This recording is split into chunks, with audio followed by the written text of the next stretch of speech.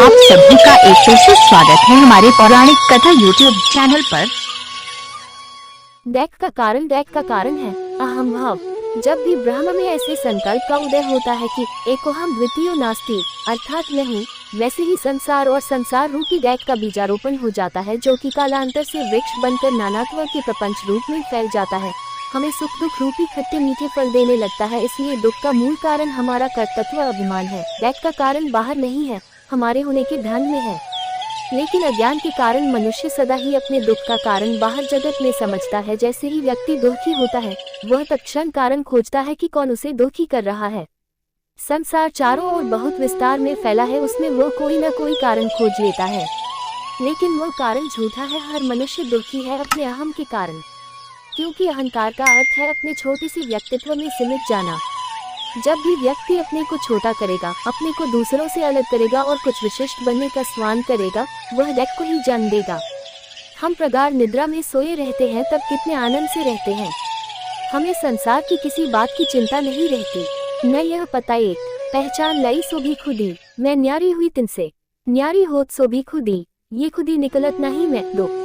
जो लोग कछु देखे आप तो लो साहब सो नहीं मिला, जो लोग कछु आप राखे तो लो सुखा खन न चखे। कहता है कि नागेश हमारा शत्रु है, जिसने हमें 5000 रुपयों की हानि पहुंचाई, और न यह विदित रहता है कि गणपति हमारा लड़का है। तब हमें न मित्र का, न शत्रु का, न किसी प्रकार की मोह ममता, ईर्ष्या, क्रोध इत्यादि संवेदनों का भान रहना है। हम अपने कारण शरीर के आनंदमय कोश में स्थित होकर आत्मा के अद्वैत निजानंद में रमन करते हैं, किंतु जो ही हम सुषुप्ति की अद्वैत अवस्था से अलग होते हैं और यह अनुभव करने लगते हैं कि मैं जाग चुका हूँ, बिस्तर पर पड़ा हूँ, वैसे ही तत्काल हमारा वह अद्वैत आनंद हमसे छिन जाता है। कभी कभी एक स्पष्ट धुंधली सी स्मृति उस आनंद की हो जाती है और हम सोच उठते हैं कि आज तो बड़ी मीठी नींद सोए, बड़ा आनंद आया।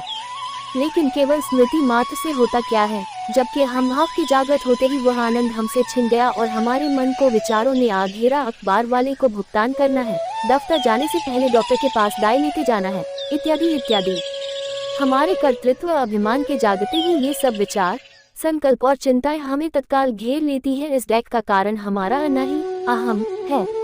इस तथ्य की सत्यता का प्रमाण हमें तब और अधिक प्रबल रूप से मिलता है जब हम ये देखते हैं कि इस संसार में जो भी न्यूनाधिक सुख हमें प्राप्त होता है, वह तभी जब हमारा अहम भाव थोड़ी देर के लिए सो जाता है।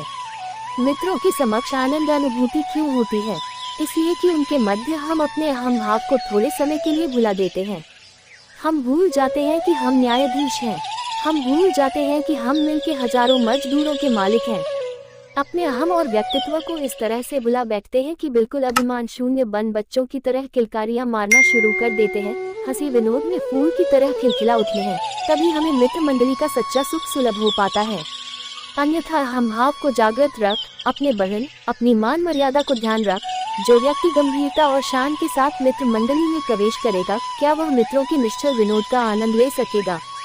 कदापि नहीं। जितनी ही मात्रा में अपने बड़प्पन को त्याग कर यह अनुभव करेंगे कि हम सब मित्र बराबर हैं, एक हैं, इस तरह एकता की भावना जितनी ही जोर पकड़ेगी, उतना ही उस व्यक्ति के व्यवहार में सरलता आएगी और उतना ही उन मित्रों के बीच में उसे अलौकिक सुख उपलब्ध हो सकेगा। कुछ लोगों को जब मित्र मंडली का तथा परिवार का यह सुख नहीं मिल पाता, तो उनके हृदयों में एक विचित्र सी बेचैनी एवं घबराहट होने लगती है, क्योंकि वे अपने अहम को लिए हुए इधर उधर भटका करते हैं और कहीं भी ऐसी जगह नहीं मिलती जहां वे उसे अल्पकाल के लिए भी भुला सके। तब ऐसी दशा में वे अपने अहम को भुलाने के लिए शराब अथवा आत्महनन का सहारा लेते हैं। सभी लोग अच्छी तरह जानते हैं कि इस जगत में जो सबसे बड़ा सुख, सर्वश्रेष्ठ आनंद माना जाता है, वह स्त्री पुरुष के मध्य प्रेम का आनंद। यह आनंद इतना तीव्र होता है कि इसके लिए लोग संसार के महान से महान दैक और कष्टों को झेलने के लिए तैयार हो जाते हैं। आधुनिक चित्रपटों में तैयार नाटकों, उपन्यासों व कहानियों में हम देखते हैं कि यही एक ऐसा अलौकिक सुख मानवों को इस दुर्लभ विश्व में सुलभ है, जिसके लिए लोग संसार के समस्त धन ऐश्वर्य को, अनेक वर्षों की अर्जित मान प्रतिष्ठा को ठुकराने के लिए तैयार हैं। किंतु क्या कभी किसी ने इस बात पर विचार किया है कि इस तीव्र आनंद का कारण क्या है? कहां से हमारे जड़ मस्तिष्क में एकाएक यह आनंद फट पड़ता है कि उसके वशीभूत हो, उसके नशे में मस्त होकर स्त्री पुरुष संसार की मूल्यतम वस्तुओं को भुला बैठते हैं। जन्म से जिन बालक बालिकाओं को माता पिता पालते पोषते हैं, जिनकी एक एक जिद को पूरा करने के लिए वे प्रतिक्षण अपने सुखों का बलिदान करते रहते हैं, लेकिन यह क्या बात है कि एक दिन उन बालिका के मन पर एक अनजान लड़के की 4 दिन की पहचान इतना असर कर देती है कि वह एकाएक अपने माता पिता की 16 वर्ष की त्याग और प्रेम को ठुकराने के लिए तैयार हो जाती है। यह अलौकिक श्रृंगार का आनंद इतना तीव्र इसलिए है कि इसमें हमारा अभिमान अधिक मात्रा में हमसे अलग होता है। स्त्री पुरुष के मध्य घनिष्ठ प्रेम तभी प्रकट होता है जब दोनों व्यक्ति अपने अपने अभिमान को छोड़कर एक दूसरे के पास आते हैं। संसार की किसी अन्य वस्तु से उपलब्ध आनंद में हमारा अभिमान इतनी अधिक मात्रा में चूर चूर नहीं होता है।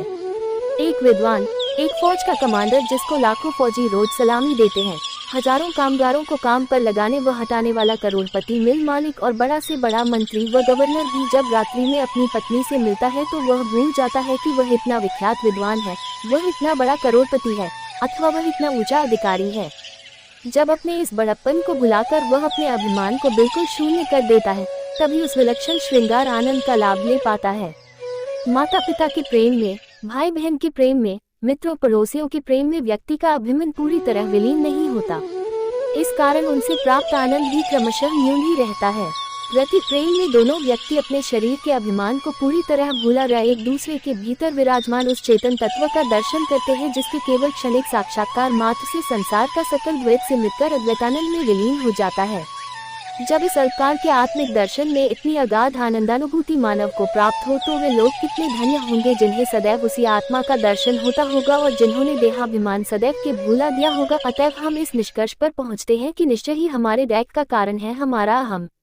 अहम को जितनी मात्रा में जितने समय के लिए त्यागा जाए उतने समय के लिए उतनी ही मात्रा में हमें आनंदानुभूति होती है। दूसरे शब्दों में, जब हम किसी को कुछ देते हैं तभी उससे हम कुछ पाते हैं। जब हम किसी मित्र को अपना अभिमान देते हैं तभी वे हमें बदले मित्रता का प्रेमानंद देते हैं। इसी प्रकार जब हम अपने बच्चों के सामने बड़प्पन व प्रतिष्ठा को त्याग कर उनके साथ खेलने व विनोद करने लगते हैं तभी वह बच्चा सचमुच में हमारा अपना होता है। तभी हम कहते हैं कि पिता पुत्र को और पुत्र पिता को प्यार करता है। इसीलिए तो कहा जाता है कि प्रेम बिना कुछ दिए जी नहीं सकता। प्रेम में जितना ही एक मित्र अपने मित्र के लिए, एक भाई अपने भाई व बहन के लिए, एक माँ अपने पुत्र के लिए, एक स्त्री अपने पुत्र के लिए, एक पत्नी पति के लिए अपना सब कुछ दे देती है, अपने अहम का सर्वस्व न्यौछावर कर देती है, उतना ही प्रेम निखर उठता है, उतना ही वह प्रेम दिव्य बनता है और उतना ही वह प्रेम अधिक आनंद वाला सिद्ध होता है। अतएव अब सोचिए कि जब हमें उस आनंदघन पूर्ण ब्रह्म परमात्मा से प्रेम करना है, उसे अपना बनाना है, उसकी शक्तियों को अपने भीतर विकसित करना है, तो हमें उसे प्रथम कुछ तो देना होगा। क्योंकि जब हम जगत की तुच्छ वस्तु भी प्राप्त करना चाहते हैं तो उसके लिए कुछ धन इत्यादि देना होता है, कुछ न कुछ कष्ट अवश्य उठाना होता है। फिर अब इतनी महान शक्ति को, इतनी अपार आनंद राशि को प्राप्त करना चाहते हैं तो प्रथम उसके लिए हमें कुछ देना तो अवश्य पड़ेगा। लेकिन परमात्मा को देने के लिए हमारे पास है क्या? संसार की जो धन संपत्ति है, जड़ चेतन पदार्थ है, वे सब उनके ही है, उन्हीं के दिए हुए हैं। अतः उनका धन उन्हीं को दिया जाए, इससे अधिक शर्म की बात और क्या होगी। इसलिए प्रश्न उठता है कि हमारे पास अपना क्या है जो हम उन्हें देंगे। अर्थात हमारे पास ऐसी कौन सी वस्तु है जो हमारी अपनी ही हो, जिसे हम अपनी ही कह सकते हो। यदि ऐसी कोई वस्तु हमारी अपनी नहीं है तो क्या हम सब दाता के घर रह रहे हैं और हमारी अपनी कमाई कुछ भी नहीं है? तो क्या हमारा जीवन भिक्षुओं का है जिसमें सब कुछ उन्हीं का हो? यदि ऐसी ही बात वास्तविक हो तो निःसंदेह हमारी दशा बड़ी दिव्यकार्य योग्य हो जाए और फिर हमारी सारी शान, हमारी सारी मर्यादा हो जाती रहे। तब सचमुच ही हमारा सब कुछ दान का धन हो उठेगा। सौभाग्य की बात है कि हमारी अवस्था ऐसी नहीं है। हम इस सृष्टि में भिखमंगे नहीं हैं। हमारा जीवन भिक्षुकों का जीवन नहीं है। हमारे पास भी एक ऐसी वस्तु है जो पूर्णतः हमारी ही है, जिस पर उनका तनिक भी अधिकार नहीं है और जिसे हम बिल्कुल अपनी ही कह सकते हैं। वो है दुख। परमात्मा यदि आनंद स्वरूप है तो उस आनंद का रसास्वादन करने का साधन हमारे दुख में है। परमात्मा में यदि पूर्णता है तो उस पूर्णता की कुंजी, उस पूर्णता का मूल्यांकन हम जीवात्माओं की अपूर्णता तथा दुख रूपी अमूल्य धन में है। तभी तो हम उन्हें दैखमयी साधना द्वारा पाते हैं। दैख ही हमारा ऐश्वर्य है, यही हमारा कीमती धन है जो कि उस पूर्ण और अनंत शक्तिशाली परमात्मा के सामने हमारी शान व मर्यादा रखता है और उनके आनंद को प्राप्त करने का साधन बनता है। उनके प्रेम को, उनके आनंद को हम तभी प्राप्त कर सकते हैं जब हमारे पास अहम का दुख धन हो, उसी को उन्हें समर्पित करेंगे, तभी उनसे प्रेमानंद की वर्षा होगी। हमें संसार में किसी के प्रेम का आनंद कब मिलता है? जब हम उसे अपना अभिमान देते हैं और यदि यह अभिमान रूपी दुख हमारे पास न हो तो निश्चय ही हमें न संसार में प्रेम का आनंद मिल सकेगा और न परमात्मा का। तब प्रेम के आनंद को ग्रहण करने के लिए अभिमान का पात्र न रहेगा। तब तो हमारी अवस्था बिल्कुल शून्य और जल में हो जाएगी। अहम व दैत्य के अभाव में तो हमें अपना भान ही न होगा, और जब हमें अपना भान न होगा तो आनंद का रस ग्रहण करेंगे किसमें? अतः यदि आनंद की सत्ता होगी तो रूपी दुख किए इन दुख से कोई जन डरो, इन दुख में पियो को सुख।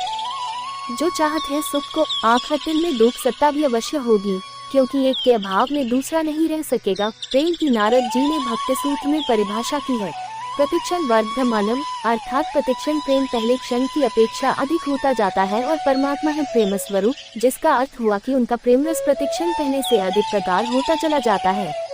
इस कारण ही प्रेम स्वरूप परमात्मा को वेदों ने रसोमयी ब्रह्म कहा है, क्योंकि ब्रह्म का शाब्दिक अर्थ होता है सदैव वृद्धि और विकासमान तत्व, बृहति बृहतीति तत्पर ब्रह्म। लेकिन उस पूर्ण ब्रह्म में रस और आनंद का विकास सदैव कैसे संभव हो सकता है यदि हमारे पास अपूर्णता रूपी दैख्य हम न हो। किसी भी वस्तु में विकास और वृद्धि तभी संभव होती है जबकि उसमें अधूरापन हो, अपूर्णता हो। यदि ब्रह्म है पूर्ण तो उसके विकास को सतत बनाए रखने के लिए हम जीवों की अपूर्णता है, हमारी अपूर्णता के आधार पर ही उस सदैव वृद्धि एवं विकासशील ब्रह्म की पूर्णता आधारित है और इस अपूर्णता का नाम ही दुख है। अतः आनंद की पूर्णता के साथ जीवों की अपूर्णता रूपी दैख्य हम का सहअस्तित्व अपेक्षित है। यह मनुष्य शरीर जीवात्मा के दुख का सबसे कीमती हिस्सा है। 84 लाख योनियों में प्रतिक्षण पग पग पर कष्टों को वहन करते हुए उसे हमने प्राप्त कर पाया है। आधुनिक विकासवाद का सिद्धांत इस बात को प्रमाणित करता है कि दुर्लभ मानव तन को प्राप्त करने के लिए जीवात्मा सदैव प्रकृति से संघर्ष करती रही है। उसने न जाने कितने दुखों को उठाया है और उन दुखों का भार सहन करने में पग पग पर उसे अपने भीतर की सुख शक्तियों को विकसित करना पड़ा है। उन विकसित शक्तियों के अनुभव द्वारा ही उसे अपनी पहचान हुई कि दुख के ऊपर ही उसका मस्तक है, मृत्यु के ऊपर ही उसका एक। जब विछोहा घनी का, तब दुख में धनी विलास उन दुख के विलास में पहुँचाए दे धनी आस से हासन है। इसलिए पशुओं के लिए पशुता जितनी सरल और सहज है, मनुष्य के लिए मनुष्यता उतनी सरल एवं सहज नहीं। कारण मनुष्य को अपनी मनुष्यता के भीतर से जो कुछ अब पाता है वह सजग एवं जागरूक होकर दुख व तप द्वारा ही पाना है। वह सोई हुई अवस्था में अथवा भोग विलास में पाने की वस्तु नहीं है। एक रात दिन दुख लीजिए, खाते पीते दुख, उठता बैठता दुख चाहिए, यो पीयूसो हुए सन्मुख।